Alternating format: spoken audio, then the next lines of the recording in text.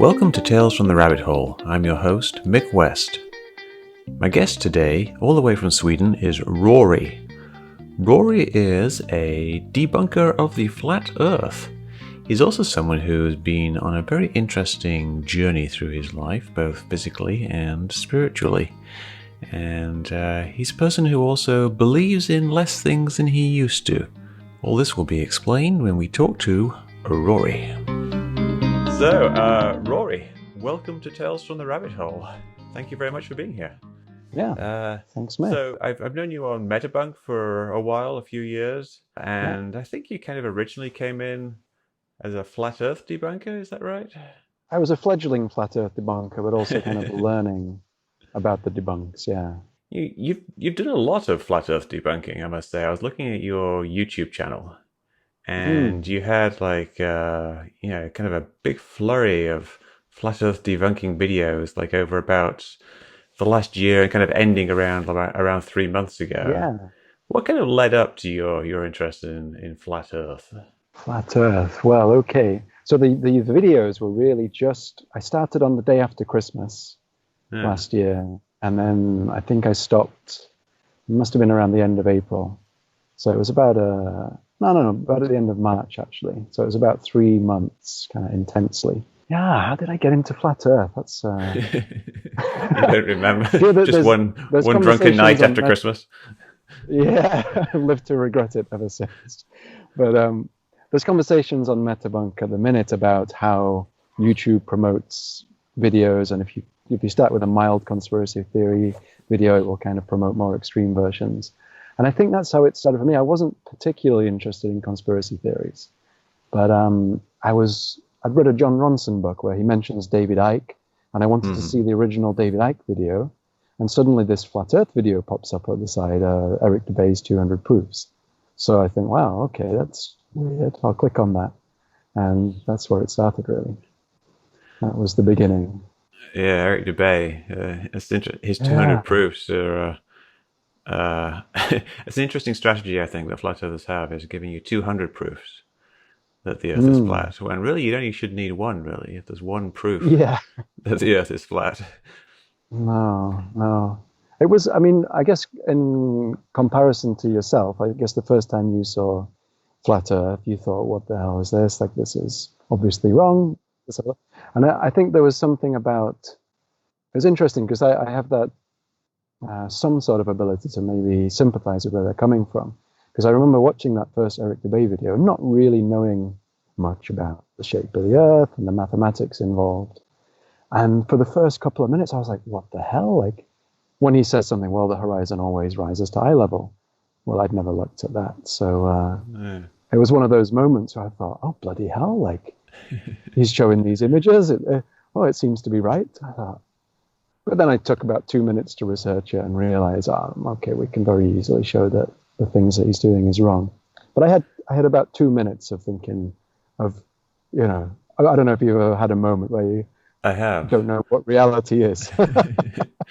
I have moments sometimes when it's often when I'm trying to work something out mathematically, and I do all the math and I get the answer, and the answer is like it proves like the conspiracy theory or whatever it is, and I think, what?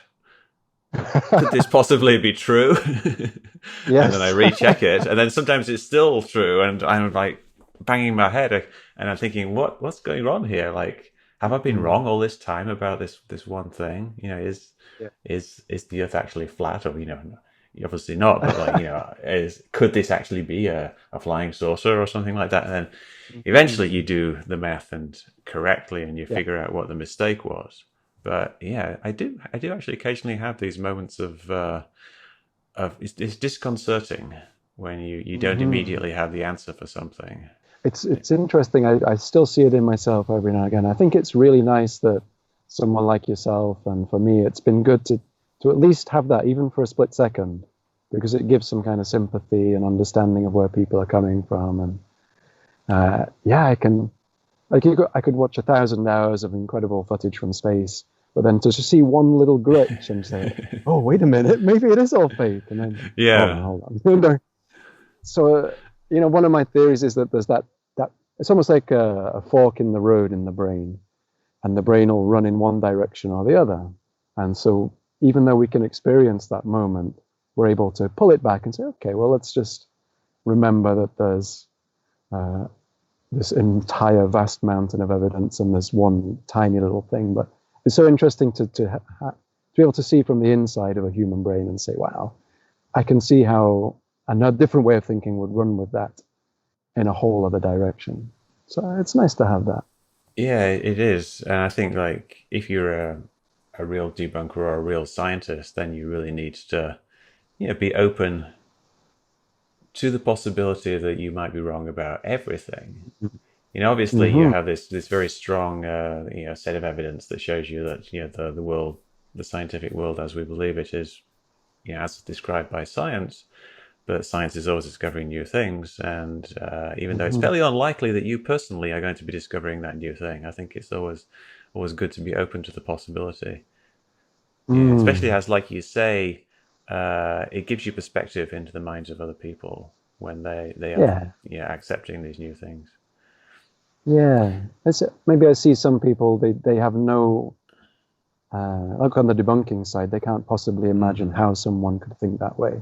And I think I never went very far with it, but I can see how they would think that way, especially without the background and the understanding. And I can imagine right now there are conspiracy theorists that are jumping up and down, saying, "Yay!" Mick West admits that there is a possibility that he may be wrong about everything. I think what can you do? There is a possibility that I may be wrong about everything. I just haven't yet seen the evidence. And I do certainly make mistakes in my mathematics from time to time. Yeah. I'm doing some math at the moment, trying to figure out gimbal lock for UFO videos. It's making my head hurt because it's stuff that I haven't really thought about for a long time. So there's plenty of room for errors when you're dealing with things that you feel like you should know how to work stuff out, but you're not actually a real expert at it. I think a lot of people overestimate their ability to figure things out. I think there's a name for that. there certainly is. Yeah, Dunning-Kruger. I'm going to name it. Name the unnameable. It's the idea that the lower your ability is, the lower your is it ability? Like the lower your ability is with something, the less able you are to accurately assess your own ability. And to overestimate it. It's often and the higher the ability, the more likely to underestimate. Yes. So how smart you are, how good you are at something. Yeah, and this is, I think, a journey a lot of people go through in a lot of fields. I talk about it with programming. It's like when you start off computer programming, you don't know anything at first, and then you know a little bit of stuff, and you think you know everything. You think there's nothing else to learn about programming. This is something all programmers go through, and then you realize there's all this stuff you have no idea. And eventually you get to build up and eventually figure stuff out. But you always know that the stuff you don't know. The more you know, the more you know that you don't know. Yeah. So you were saying that you can appreciate more than most people, what's going on in the minds of some conspiracy theories or believers in weird things. And I was just reading your essay, my brief flirtation with the rabbit hole, that you posted on Metapunk. It was a very interesting thing, and it basically kind of details your history with kind of your spiritual history and your history with believing in strange things. So you say when you were 19, you had a kind of a mystical experience. You had 5 hits of acid, it says here. A drug-induced mystical experience. And you think you kind of trace that back to being, in some ways, the start of your kind of mystical journey, your spiritual journey. Yeah, it could be. It's always hard to put. For me, it's hard to put my finger on it. I think even I could look back to being even 8, 9, 10 years old and realizing, that I used to think about a lot of things that, now I've talked to other people, they didn't think about those things at that age. Just the idea of who am I really? Am I this physical body? What would happen if this physical body ceased to exist? And I remember having those thoughts at probably around 9 years old. So, and then there's always the idea, like, did my the inclinations of my mind lead me to take 5 hits of LSD, or did 5 hits of LSD open my mind in a certain way? But I think it may have been somewhat pivotal. I was just reading about acid trips yesterday, the idea of the ego dissolution, or a lot of people will say something like that can be one of the most profound, important spiritual experiences of their lives. And I don't know, it was a wild night, though, that's for sure. Yeah, I can imagine. Well, I can't imagine. I've never taken acid myself, which... Have you not? Well, no. I don't promote those things anymore, but it was a bit No. much for a 19-year-old, to be honest. Yeah, I can imagine. I imagine 19-year-old Yeah. is very kind of an impressionable age in a way. I remember when I was 19 at college, I was certainly much more open to new things and didn't have really any basis of any frame of reference when you're that age. Yeah. So then you said a year later you began your traveling life. I did, yeah. What was that about? And did you just leave home and just start to travel the world? Yeah, I was living in Leeds, quite dissatisfied with my situation, nothing happening, 20 years old.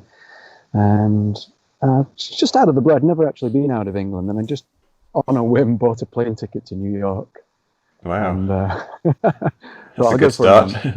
Yeah, it was a good, lots of mad times. But yeah, it was the start of something. I think I went for a month, and after a month realized, well, living in a city in England will always be a possibility. So I ended up staying in the US for about 4 years and lived in places like New York, Charlottesville, Virginia, Colorado, Arizona, Tombstone, Arizona, actually. Worked as a cowboy there. Wow. And spent a couple of years actually hitchhiking around the US and Mexico. So yeah, took me till about 24. And that was really when you touched on the spiritual journey that I mentioned. That kind of began consciously when I was about 23. So the last year of those travels was like a spiritual journey, I would say.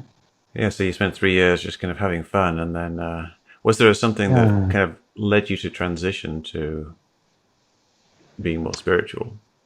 I think so. Looking back in retrospect, I would say there was. I think the way you put it there, 3 years of having fun, is a good way to put it. And I think it was a fun that evolved and changed over time. So originally it was just the standard thing. I was in youth hostels and whatever, go to a bar, talk crap with people from South Africa or Australia.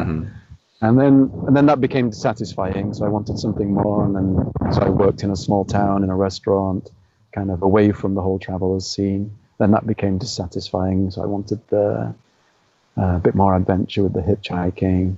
And I think eventually I just, even though I experienced some incredible things and wonderful highs and visited so many national parks, hiked a lot, really got into camping and nature and a level of freedom that was, really beyond anything that I'd imagined. I think eventually that became dissatisfying as well. And so I think probably even for years before that, there was something in my life that was looking for something. And I would say it was something that felt real, something that would feel real, yeah. And everything I tried may feel real for a week or a month or a year, but eventually I just kind of ran out of options. And as it happened a few times, when I'd reached that place, I said, well, I'll just go home to England and get a job and a girlfriend and buy a house and live for X number of decades. And then and then it was a bit like it's weird to put these words on it, but the spirituality, the mystical experiences, kind of like they found me. So, I mean, this is the story that I've told myself, or whether it's true or not, I don't know. But I feel like it was that process of always reaching a place of dissatisfaction and then eventually, finally just running out of ideas that I really literally couldn't think of anything else other than to just give up and become like a normal person with a tie and things like that. Yeah. And then, out of the blue, something happened. Yeah, some kind of mind-altering, non-drug-induced experience that felt very, very real. Several experiences like that, actually. And then I started meeting certain spiritual teachers. It was all very spontaneous, unfolding. I was still hitchhiking, kind of almost penniless, really. And yeah, it was a good few years that I went on that. I had to explain, really. I had to describe in a nutshell. But Yeah. No, I mean, it seems like you packed a lot into a relatively short space of time. I was just making video games back in my early 20s, just stuck in a dark room in Manchester whilst you were ah, gallivanting around the world. so you're reaping the fruits now. Well, I'm resting still on my laurels. gallivanting.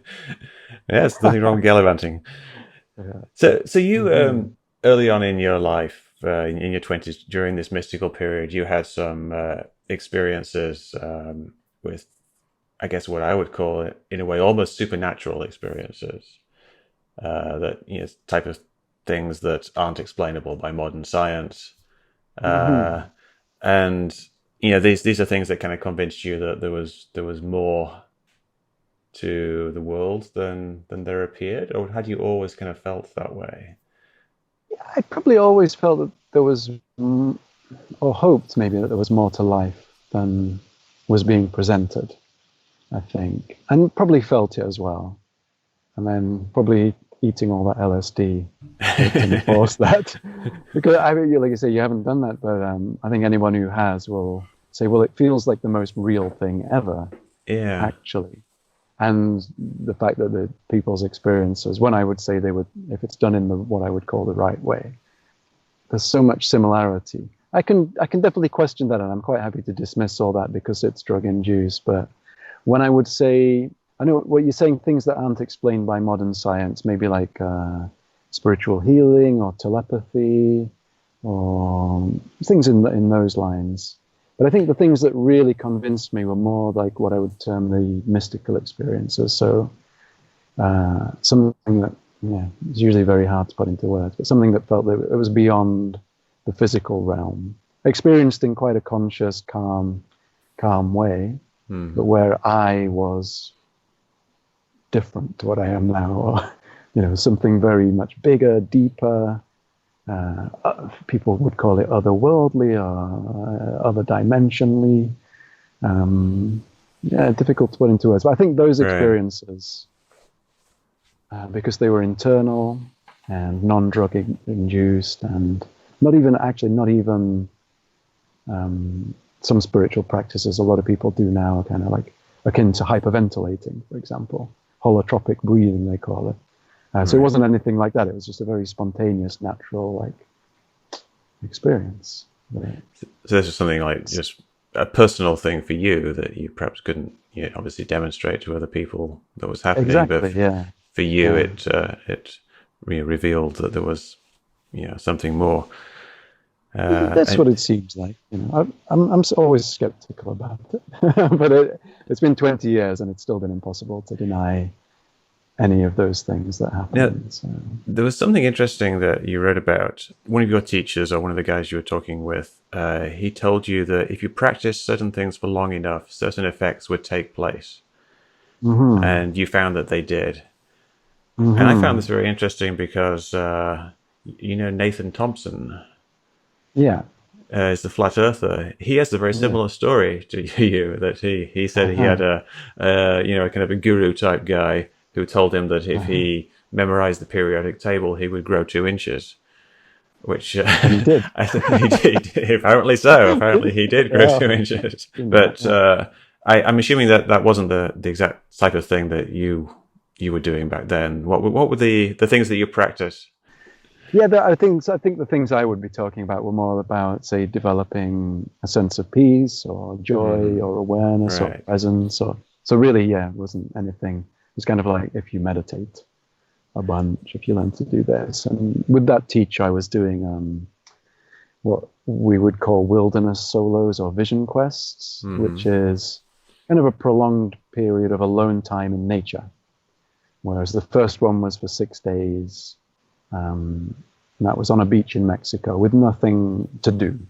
So there'd be no reading, no writing, no cooking, no fires, no walking around. Kind of make a little circle and just sit in it and do the old contemplate the navel kind of thing. Or or just see what happens. Really, it's a way to be without any kind of distraction, so that a person can go. The idea is to be inside themselves or purely with themselves, which is something, I guess, to look around the world is something probably hardly anyone's done as a percentage, to spend even a day truly with their own being, if I can use that word. So, yeah. And then I did one for 28 days. That was up a mountain in Colorado. So I like to put that to skeptics of spirituality. So, well, okay, just go sit under a tree for 28 days, see what happens, you know. It's not a thing that science can, how can you take that to a laboratory, you know? How can you prove that to someone? Like, is it demonstrable and repeatable? Well, I say, okay, well, yeah, go sit under your own tree and see what happens. That's true. Not many people Yeah, I don't think my wife would be happy with me sitting under a tree for 28 days. I could theoretically do it here because we have trees out back and there's not a lot of people around. So if I just tell my wife not to talk to me for the next 28 days, stay off the internet. Each other once a day, just to say, okay, I'm sorry. I think people don't do it though because it's kind of in a way a very expensive proposition in terms of the things you have to give up. Like a lot of people, they work. You can't give up work for 28 days, and their relationships with other people is a very hard thing to just suddenly stop. But it would be an interesting experiment. I kind of wish I had the space and time and space to do it. But how about you could just do 3 days? 3 days? Maybe I should do 1 day. 3 days? 3 days of, I think 3 is 3 days of nothing. The first day you can kind of get through. Then the second day, for my first one, it was almost impossibly difficult. Really? But, yeah. It was the first one actually was more difficult than the 28-day one. Just because I look at it and I'd spent 6 weeks camping, mostly alone before that period. But I was always doing something, getting firewood, making a fire, cooking, And the first hour of being on the beach with no distraction and the awareness that I still had 6 days coming up was infinitely more difficult than 6 weeks camping alone with doing stuff, reading, journaling, whatever. So it's, I don't know if I'd recommend it to people, but if people are drawn to it, it was definitely life-changing for me, perhaps more even than some of the other things. Yeah. You mentioned shortly after that you became what is known as a bliss ninny. What does that mean? Bliss ninny. So one thing that happens, I think, to a lot of people when they get on the spiritual path, which, and I want to say again, like let's say a non-stimulant, non-substance path. Right. These days, everybody's doing ayahuasca and peyote, and I think that's something different. But I think ideally, I guess we'd do something like a meditation retreat, or we'd spend some time with a genuine spiritual teacher or a vision quest, and we get in touch with something very deep down, or say deep down, and I go to the heart there. So get in touch with, I say, true being, as the teachers would say, higher power, whatever, something like that. Some people call it God. As a young man, and I've seen it in myself and in a lot of people, it tends to be a bit like a drug, actually. So there's an incredible high. And for me, it was, a lot of ecstasy, just feeling ecstatic all the time, naturally, which is really nice. Why would anyone do these kind of spiritual practices if there wasn't a little reward? And there is a reward, the ecstasy, the joy that just naturally arises. So I can say, oh, wow, I could just meditate for 10 days, as I did later on, and think, oh, well, I'm ecstatically happy just breathing, just for hours and hours. So it's really wonderful. But also, as a young guy with all the psychological baggage that's kind of still there but neglected, it can get a little bit imbalanced. And people just say, oh, I'm just going to do this. I'm just going to dance and hug everyone and blah, blah, blah, run around naked, barefoot, whatever. Kind of and living for that, giving up all material interests. I guess we could say, like, having experienced the bliss of the soul or union with something, a higher power. It's like, well, nothing else matters. And so for me, I think it was quite a classical experience of having a couple of years like that, where I was just a bliss ninny, just bouncing Right. around in bliss. Everything's amazing. Everybody's beautiful. People liked it because they could see how incredibly happy I was, but it was a little bit, it wasn't balanced. It wasn't what we call grounded. It wasn't integrated. Mm-hmm. And it tends to wear off, I think, after a while. And now when I see people who are in that phase, they look like they're just not, they don't really have much substance. They're a bit like they could float away. They're very happy, but they're not actually really there, kind of in the physical body, being solid. And Yeah. I mean, I don't know. For somebody who has a lot of background in that stuff, this would all make, I think, perfect sense. And for other people who don't, then I don't know if that makes sense to you or not. But It does make sense to me. I can kind of see that, like, it's obviously very attractive having these mystical experiences, and I think you can, in a way, that can be all that you need. Just being happy, you just have this feeling of happiness. If you can yeah, make your brain do this, regardless of whether it's some kind of genuine mystical experience or just kind of some way of tricking your brain chemistry into this, then it feels good and they're happy, and that's great. But yeah, like you yeah, say, yeah, there's more to life than just simply having a sensation of happiness all the time. yeah, yeah. Yeah. And if it's a true lasting, like we would say that the guru, the true saint, the true enlightened person would be established in that bliss, kind of in a non-stop way. That's the kind of goal. And as a young person, it feels like, wow, this has been lasting for a year or 2 years. I must be there. And it's not. It's just, it's not so different to a drug high. It's just that it lasts a lot longer. And it's, there's still a come down. I still came down eventually. And that was difficult as well. So, not so attracted to the bliss ninny thing now. So after that, in your essay, you talk about kind of starting to believe in strange things, I guess. Like you said you had friends tell you about the 100th monkey, which is the idea that monkeys can kind of you get a critical mass of monkeys learning one thing, and then all the monkeys everywhere in the world learn the same thing. And people have similar theories with meditation, transcendental meditation. And there was a theory that the Bible was all changed and suppressed, and there was some more accurate Bible than in some other things. And it seems like this is kind of you getting into almost conspiracy theories, because the idea that the Bible Yeah. has been deliberately changed and suppressed is essentially a conspiracy theory. Would you say you kind of in this spiritual life that you were in and the people you were around, was there a lot of that type of thing, like flirting around the edges of various types of conspiracy theories? Yeah, I think so. I think they weren't, this is still 20 years ago, and it wasn't quite what we see now. But eventually because of my spirituality was non-religious. I had an atheistic upbringing. And I guess I found myself into New Age circles where kind of anything goes, really. Because I've been in those circles in recent years as well, but with a kind of a more, what I would consider a more balanced, mature mind. Yeah, there's just a lot of stories that go around, and people repeat things. It's the interesting thing. So the idea of the 100th monkey, one person tells another person, and it just gets passed around as gospel. But maybe one of the famous ones that comes to mind is the observer effect in quantum physics.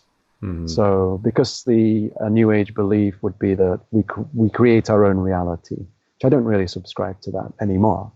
But again, it's one of those things that's very appealing, and there's a certain amount of truth in it, and we can see it when we're in these wonderful states.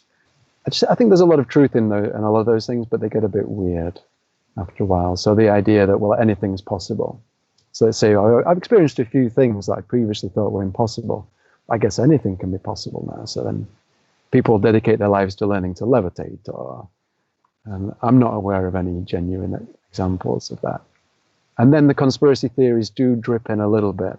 So I do see some of my New Age friends on 9/11. I wouldn't even call them truthers, but they have a mild interest and a mild skepticism. And then the chemtrails seems to be the more popular one, I think, because probably the New Age communities are very interested in health. You know, a lot of it's about eating well and healing the body and making it as healthy as it can be. And then, you know, chemtrails are difficult to get away from. So that's one I hear the most, I think. Yeah. And one that I remember hearing this in the late 90s. And it was interesting, something I thought about is I probably believed it the first time I heard it, and maybe thought about it for a few weeks, but then never talked about it with anyone and forgot about it. You know, there used to be some like strange news in '99, so it was all Y2K stuff, and then it came back around. Now we've got, you know, Nibiru and Planet X. Yeah. It came back around in 20. I'd grown out of it by 2012, and so I was saying, nothing's going to happen. But I recognized, this is exactly the same stuff that people were saying in '99 for Y2K and Nostradamus, and so that was the kind of things that used to float around. And then I could find newsletters from the 70s or 80s or 60s, and they were saying exactly the same thing as well. So it just keeps coming around and around, and it always seems very fresh when you're fresh in it. But I did used to believe that stuff, coming cataclysms, and nothing happened, and it wore off. I got a bit more sensible, I think. Were you preparing for a coming catalysm, or were you like, I don't know, trying to raise the world's consciousness or something like that? It's I'd forgotten about that, but yes, I was. Not in a major way, but there was a real sense like, okay, when the clock turns 2000, I want to be in the right place. So that was something, and I would really try and feel like, what's the right place for me? And I think I tried so hard to be in the right place. I very clearly ended up in the wrong place. But and also there was a sense back then, a lot of these newsletters, web pages, and also some teachers would promote this idea that, all you people, everybody's waking up. I'm sure they say it now as well, but there's this idea of universal enlightenment. So like, have you noticed that, you're waking up and people are waking up? And you go, yes. Well, of course, because we live in a New Age community and everyone's just woken up, and that's why they're there. And it seems like the whole world is waking up and everything reinforces that. And then these newsletters, and a lot of them were channeled newsletters, like saying, the coming changes, the earth may tip on its axis and societies will collapse, and then you will be ready, the awake ones will be ready. And you'll have, you've already gone through all these layers of fear, and you're not worried about anything, and you know how to live by foraging. And so I think there was a real growing myth at that time that I definitely bought into, of like, okay, I'm going to be a teacher. I'm going to lead some people, and the cataclysm will happen, and then a whole bunch of people will come and say, we don't know what to do. And I'll say, hey, don't worry, just observe your breath and we'll grow some potatoes. How is that going to help, though, with all the, having your very good breathing techniques after the cataclysm? Because you won't be afraid. Like if that happened, like if I lost everything now, or people that I know who are like me, if they lose everything, they say, well, it doesn't matter, because all I need is myself. Okay. So those years of traveling and kind of establishing that in myself, I traveled for a long time without money, kind of living on what I would call grace or providence. And so there's something in me that maybe other people wouldn't have. That they would say, well, I lost my car, I might as well just shoot myself, or I lost my wife, or I lost my house. And then that comes down to, I guess, the Buddhist idea of attachment. So if you can transcend all your attachments to, first of all, the material realm, and then to other things, such as beliefs, which is something we're interested in, then, and still realize that we're perfectly okay, then you're okay. So I guess the idea was all these other people would be freaking out because the financial system had collapsed, and you'd be all right. You'd be sitting there going, well, don't worry about it, it's fine. Because you can still laugh and you can still get everything you need. That was the idea. I mean, I don't believe in that coming cataclysm now. Yeah. So, I thought it was interesting that you said you were going around and you thought everybody shared similar beliefs to you because you were just talking to people who were mystical, and then you came back to England, and you saw that people in England were just the same as they'd always been. Yeah, that's something I think back on with fondness because of because I feel like it's a kind of waking up as well, waking up to just realism that there isn't a universal enlightenment happening, and maybe on a small scale. I'm not sure. I mean, yoga seems a lot more popular now than it was 100 years ago, and meditation and mindfulness. So, but yeah, on the whole, after just being in spiritual communities for a few years and thinking, wow, everybody's waking up. And then I went back to Leeds and 11 o'clock on a Friday night, you know, you're talking, well, for every person waking up, there was 10,000 people drinking and shouting and falling over in the street. Yeah, so. Yeah, I think a lot of people, they get in their little communities, especially online nowadays, and they're just not aware that there are what the mainstream world is actually like and what most people are like. Yeah. And they think that everyone thinks like them, like the chemtrail people. They think that everybody knows about chemtrails and everybody is concerned about these lines in the sky, and everybody thinks that they're being poisoned. When you just talk to pretty much any random person, and it's pretty unlikely that they've even heard of chemtrails. Yeah. I'm a debunker, and because I talk about it so often, I get the feeling that it's more prevalent than it actually is. And I talk to people, and they're like, "What are you talking about? What is this chemtrail thing that you're doing?" Yeah. It's like, what? No one's even heard of this. It's just not. These things are not as prevalent as they seem.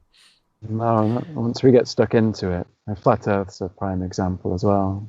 There was moments where I thought, oh my God, everyone's believing it. And then if I talk to a real person in the real world, what? People believe that? Just ignore it. And, it helps to actually sit down and really think about the numbers involved and say, okay, they're not even going to fill a small football stadium.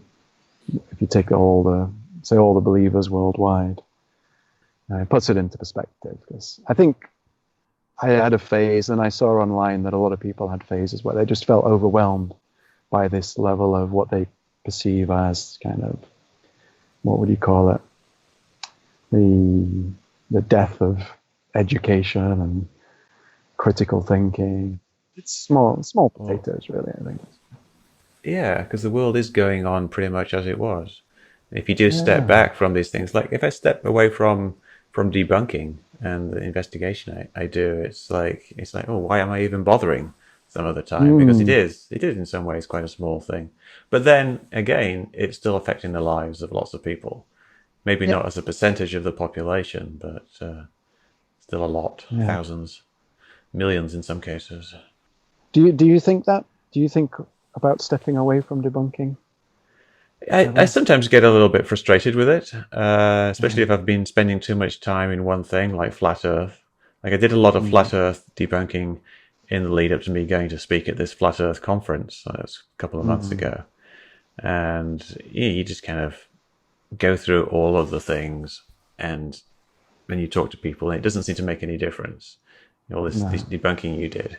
But that in itself was very interesting, because I went to this conference and I talked to people, and there was one guy in particular. I was showing him pictures of Catalina Island, which actually the pictures he took of Catalina Island, and we're discussing like how the horizon cuts off the bottom half of the island, and he was saying that he thought that's just because of perspective, and that's because it was far away. And when I was doing the way I was fitting the pictures to the horizon was all wrong, and that I should actually have made it bigger. And I said, if I make it bigger, it doesn't fit. And it was just very interesting being unable to get through to somebody. It was frustrating, but it was kind of a fascinating look at why people continue to believe in these things, because they can't actually wrap their heads around them. Yeah. I think it's similar with 9/11. Like with 9/11, people can't conceive of how the buildings could have collapsed. And you get the same type of thing in all of them. People can't conceive of something in their head, therefore conspiracy. So it sounds like, I don't know whether the conference was important in this, or just in general in your general debunking thing. It sounds like you've done quite well of going beyond the frustration aspect of it, and standing face to face with someone who can't get that something basic as photographs of an island, Like you seem quite fine with that. Yeah, well, you've got to. I mean, what can you do? You can't just say throw up your arms and say you're an idiot and walk away. I Well, a lot of think people do that. they do, because it's frustrating, and it almost seems Yeah. like the other person is being deliberately not seeing this thing. But I don't think that's entirely true. I think there's a degree where their minds are steering them away from it because they think that something else is true, so they don't want it to be true. But it's a lot of the times people genuinely have a hard time with visualizing things in 3 dimensions. It's difficult to explain certain concepts to people, even like the simple, flat Earth experiments that you can do where you set up the sticks by the side of a canal and then you look along them and you see if it's curved or not. It's the Wallace experiment. It's actually hard to explain that to ordinary people who aren't used to thinking about things in terms of lines of sight and geometry and things like that. Never mind the math, just the spatial relationships of things. People don't think about it. Most people don't really understand how far away the sun is, or how far away the moon is, or how big the sun is, or how big the universe is. They have no conception, and you can't get it through to them. So I think realizing that is a good start for genuine communication. Definitely. I'd say probably most people who understand how to think in 3D don't understand that other people can't do that, right? Yeah, definitely. And my background is a very, very strong 3D thinking thing, because I spent decades doing video games, which a lot of that is 3D geometry.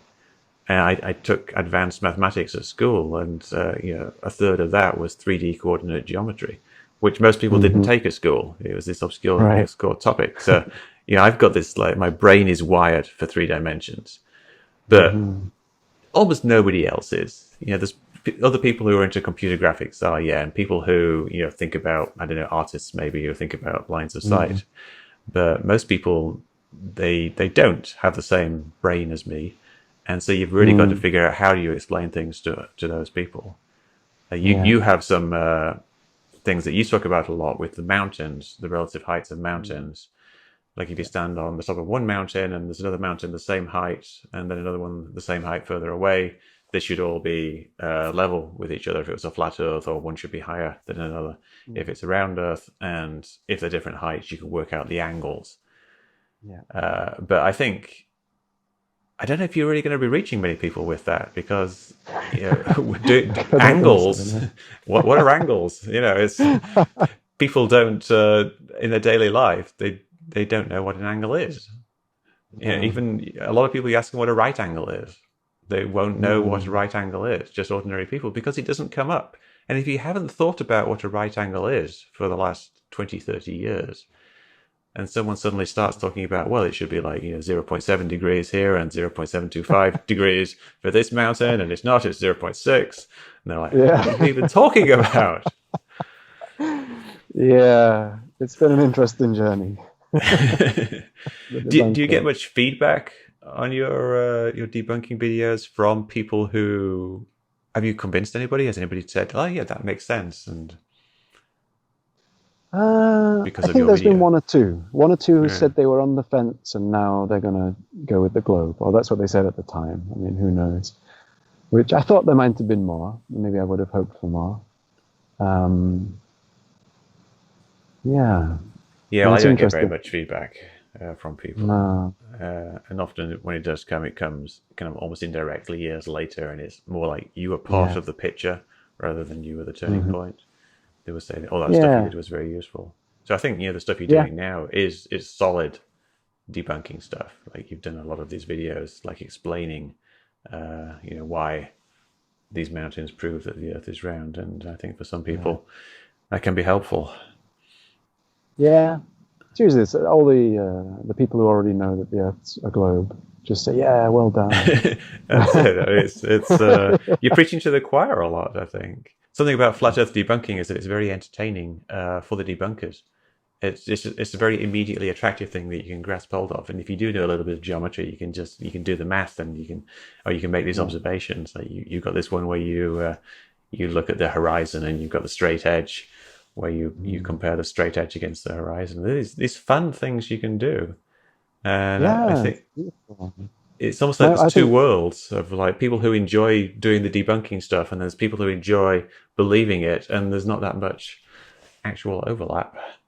doesn't seem like it. No, like yeah, it's been a journey with the flat Earth thing for sure. And Metabunk's been a big part of that, and your approach to trying to be civil and just very balanced, level-headed. And then I've really seen it again, as I guess as I do with most things in life, as a tool for personal development. So this idea what we just talked about, trying to understand that people see the world differently to how I see it, or we all see it differently, and say, okay, well, there's no reason to be frustrated with them, even to say that the video thing that I did, I had a creative desire to make these videos and to get the knowledge that I'd accumulated in my head, which was becoming a bit of a burden. I wanted to get it out of me.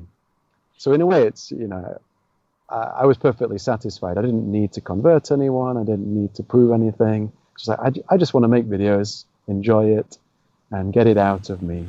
So I got my reward anyway, and then everything else was a bonus. And the idea also of just working with expectations, or working with my own attachments to how other people should be or think, or when even. Like you say, people come around in years.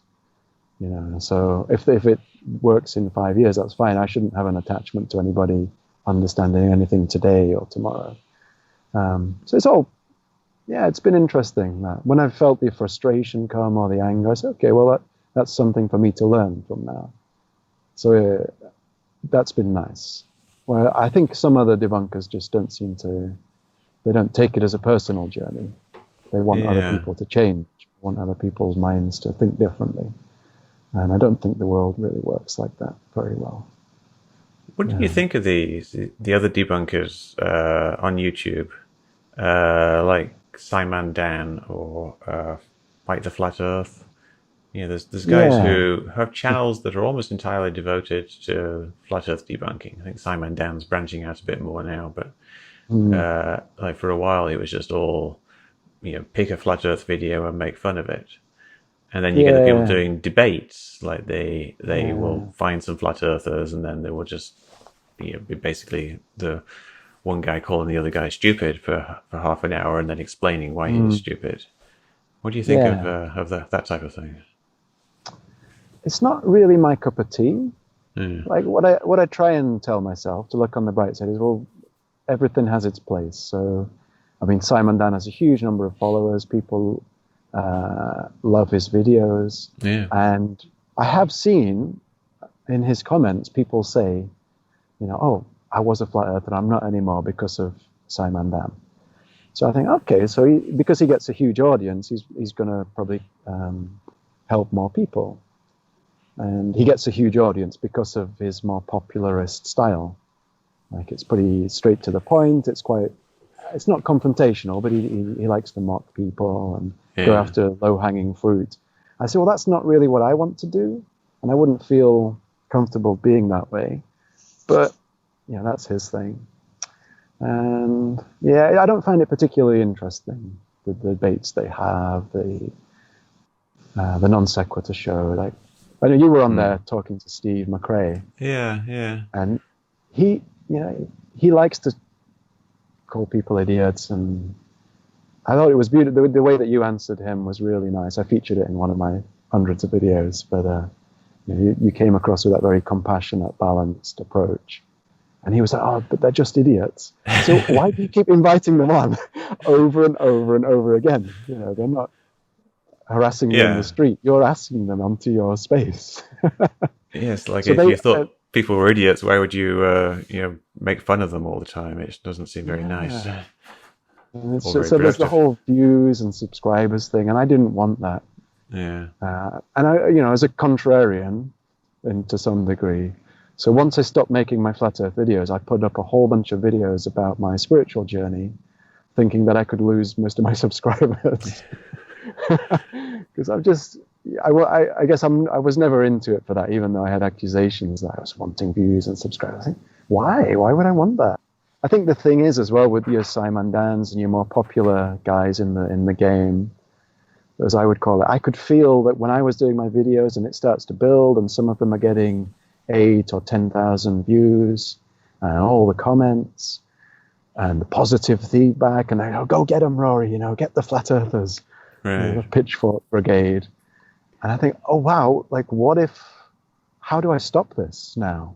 There's all this momentum. How does someone like Simon Dan, if he wakes up one day and thinks, I'm bored of this, but you've got all these followers, you've got your income, Nathan Oakley, I think, Fight the Flat Earth, they're getting non sequitur show. They've got their livelihoods depend on it. And so, and I could, again, it was a little one of those moments where I could feel, oh, my brain could go in this direction and maybe become more popularist or more confrontational. Mm-hmm. It's very, very easy to do, a very easy path to go down. I thought, I don't really want to do that. I've got other things. I don't want to be chained to a computer just watching people, I don't know, pouring water on a ball repeatedly and me sitting there editing videos so I can laugh at them. That's not what I want to do in my life. So, yeah, different strokes for different folks. Indeed, indeed. I'd like to kind of finish off by talking about one thing you wrote about in your essay, which is Atlantis. Yeah, you had this experience with Atlantis, which I found fascinating because it seemed like this turning point. So can you say what happened there? Yeah, sure. That would have been in about 2002 when I was in my first year at university. I kind of went later when I was 26 after my traveling days. And so I was in this process of coming back to Earth, but I was still running with a lot of those old New Age ideas that I'd picked up. And again, a very prevalent thing in the New Age still today, and it was certainly back then, was this idea that Atlantis was a real place, and that people could even communicate with them now. These channelers, they could channel Atlanteans and Lemurians and seventh dimensional beings that live inside Mount Shasta and blah, blah, blah. It was all very wild stuff, but it all made sense to me at the time. Yeah. And then I'm sitting in this class at university to do with it's on classics, and Plato comes up and talking about Atlantis, the origins of Atlantis as an allegory, and I was just kind of, what? I thought it was, something that we didn't really know about, kind of in that King Arthur, or, there's maybe found the ruins, or they will find the ruins. I thought, what? It's just a story that some guy made up. So, I mean, we don't really know the origins of Atlantis or where Plato got the idea, but it was, like you say, it was that moment like, I'm going to look into that. And I think that, from what I remember, that was something that started a ball rolling. That when I researched it and say, wow, everything I've believed, I think it comes from had its roots in Madame Blavatsky and the Theosophists. The Atlantis myth that has grown up and that survives now. I thought, well, okay, so Plato made the original story, then some people in the 19th century created a myth about it, and now me and all my friends are repeating it to other people, like, okay, so I've been really wrong about that. And it started me, I think underneath everything, there's a real quest for a truth, and a lot of people will say that, that's fine, but I just wanted to know the truth of that. Yeah, and it started a ball rolling, I think. Just when I realized how wrong I could be. And I didn't have any interest in building any shields around it. Or, okay, I had a wrong belief. It's not the worst thing in the world. I wonder what else I believe that's wrong. So I tried to research everything that I'd heard in life, and a lot of it. Once I started to say, this is the 100th monkey. Well, okay, it's not what I was told. And this supposed science experiment and this supposed occurrence. It's yeah, a lot of it was fantasy and make-believe. And were you disappointed? I think my enthusiasm for truth overrode that. And I do find it happens maybe a few years ago, something came up that I'd forgotten about, and it came up about some Indian spiritual teacher. Like, they weren't quite what I thought they were. So I feel that moment of disappointment, but I also know that there's no point in it, really. There's no point in feeling disappointment. There's no point trying to cling to the old story, the old false story, really. So it's a bit like just a moment of like readjusting Yeah. and saying, like, okay, now I'm in this new reality where I'm a one more belief light. Okay, that's fine. And I've done that enough times to know that, again, it's one of those things that it's okay to be without beliefs, especially beliefs in things that aren't real. I'm sure you're convinced that I believe things that aren't real still, but that's okay also. Well, maybe that's a So, topic for another discussion. yeah. You said, how does this affect your relationships with other people though? Like other people who are still in the more mystical mindset than you are right now. Yeah. You said Um, they saw you as a pain in the ass debunker. yeah. I think so. I'm kind of lucky, like the way that I live, I tend to move a lot. So as I change, my surroundings change and vice versa. So when I become enter a new way of thinking, then I just move into a new Right. place. But I do have some very old friends who are, from 20 years ago who haven't changed very much from those New Age days. And yeah, I saw them a few years ago and spent time living with them again. And yeah, they saw me as a pain in the ass because like everything they said, after a while they knew like, oh, Rory's sitting there and he's going to do it. And he's going to come back and he's going to say, well, where did you hear that? Or is that, Actually. yeah, I know about that. That's not. And it made it hard for me, yeah. Like then they're very nice people and the things that they believe don't affect them in any negative way. And then it's very minor stuff a lot of the time, but it makes it difficult because I find it hard to keep my mouth shut. Yeah. I just think I don't want to believe anything that's nonsense. Also, some of them are teachers. They're like yoga teachers, meditation teachers. And I know that they repeat these bunks to other people. And I think when you're a teacher, I think there's like a duty there to really make sure what you're saying is true. That's interesting. So, I think also if you're a teacher and you've been teaching these things to other people, I think that really would disincentivize you to actually change your belief. Because it would be so yeah. embarrassing to have to go to your students and say, I've been telling you all this stuff, especially if you've been doing it for years and you've taught hundreds of people. Mm-hmm. You can imagine that teachers, in some ways, might actually get more stuck in their beliefs Yeah. than other people. I think that's totally true. Yeah, it's very perceptive for a non-yoga person to pick up on that. But it's totally true. I see it definitely. And the people I know in spiritual circles who I really look up to, they don't want to be teachers because they see it's such a trap. You get pigeonholed, you get put on a pedestal, and then again, it can become like feeding the ego and say, oh, well, I'm on this pedestal. I guess I kind of like it, and I don't really want to get off, or it's too difficult to get off. So it's a real trap in a lot of ways. Yeah. Yeah. When I think of teachers, I think of science teachers, and I think that's fine. But I can see what you're saying there. With the more spiritual teachers, they want to be right, but also they don't want to be wrong. And you can get, if they're doing the same thing over and over, it's not so much a journey of discovery. If they start out with something that's not quite right to start out with. Yeah, and they need to be trusted as well. Yeah. People are it's not just science teachers giving you facts. It's a real interpersonal relationship, so there has to be a lot of trust there. So yeah, I wonder if that maybe goes over to the conspiracy theorists as well. Like you got the promoters of conspiracy theories, like the chemtrail guy Dane Wigington, who's always essentially teaching people about chemtrails. They get that same kind of feedback in that they've told the same story so many times to so many people that it's really reinforced it for them, and they've really bought into being right. So, and there'd be such a fallout as well.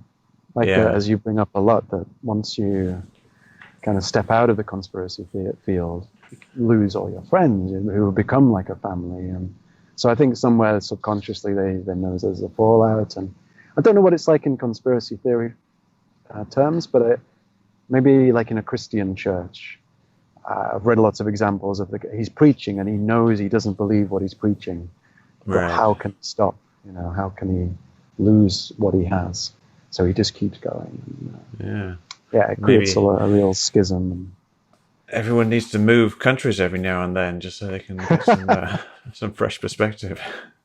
Yeah, it makes it very easy. Yeah. Are you staying in Sweden for a while? Yeah, I'll probably be here till at least September, maybe October, maybe the winter. I don't know. All right. No plans. Zero plans. I'm in the same position I was last year, where I had no plans, and everyone kept asking me, and I said, something will come. And then just as I left, somebody offered me a 6-month house-sitting gig in Ibiza. Not just house-sitting, but villa-sitting. So that must have been very nice. Okay. a good opportunity a lot of time to make videos. Yes, and do some flat Earth debunking. Do you have anything planned in the future for like debunking type things, or more videos? Well, I honestly feel that I exhausted it. Like I say, I wanted to share what I had and maybe help a few people, but I think my prime motivation was to get my head clear of what I'd got and to experiment with video making. And I got a lot out of that. I was never comfortable talking on camera. And it was kind of fun, It was an experience. But once I got to the end of it, I would wake up every day and think, I've got to make this video, this video, this video. Very possessed almost by that creative spirit and that desire. And then one day I woke up and I had 2 videos left to make, which were going to be perhaps some of my best ones. I just thought, I'm done with that now. And I never made them. I had the script written out, I had the slideshow, and I didn't bother. And I feel that I was really happy. For 3 days, I thought, I'm done with that now. And I was glad, because there was a stage there. I thought, I'll give 1 month to it. And then it became 2 months and 3 months. It was so all-consuming. I thought, is this ever going to end? I didn't want to be a guy who dedicated his life to that. So it was so nice to wake up that day and just be like, I'm bored of that now. And it's maybe I should give that a go. You've started making videos recently, more videos, and I think they're really good. And this podcast thing is new to me as well. This is like episode 14, I think. So it's fun and interesting and new, and meeting new people. It's great, just talking to people. So. They're great. Your videos do, because you're such a big name, and I mainly know about Flat Earth. So you're a huge name in Flat Earth, but nobody goes to, I don't want to say nobody goes to Metabunk, but a lot of people don't. Well, a lot of people, my videos don't get that many views either. If you can compare them to... You should get way more than I do. But it'll take off. I mean, I guess you just need to insult people more often. All right. I'll give that a go. Your style. No, don't do that. No, I won't. So, hopefully I'm more or less... Just in the last few weeks, I felt a little bit of a draw towards Flat Earth. But to maybe maybe I'll just get involved in one more little thing. It's just when you think you're out, they pull you back in. Yeah, so I hope not. I don't want to be like that again. And I just check in. I check in on Metabunk, but the desire to really get stuck into it, I think I've done. What more could I do? To be honest, I put up like 200 videos in 3 months, and I don't know what else I could do. I did the Horizon-O-Matic, the straight edge, a lot of Horizon doesn't rise to eye level stuff. I'm like, there's not a lot else I can do from what I have. There's always that urge. Like people, you gotta explain it better. If I could just explain it a little bit better, then they'll get it. That was my whole thing was I just want to explain it as simply as possible, and it still didn't work. So I don't know what I can do. But you're probably right. Maybe there's just I'll just try and reach this one person. Yes, even simpler. All right, Rory. Well, this has been a very interesting discussion. Thank you very much for doing it. All right. Good luck with your editing, and I'll see you on Metabunk. Yeah, we will. All right.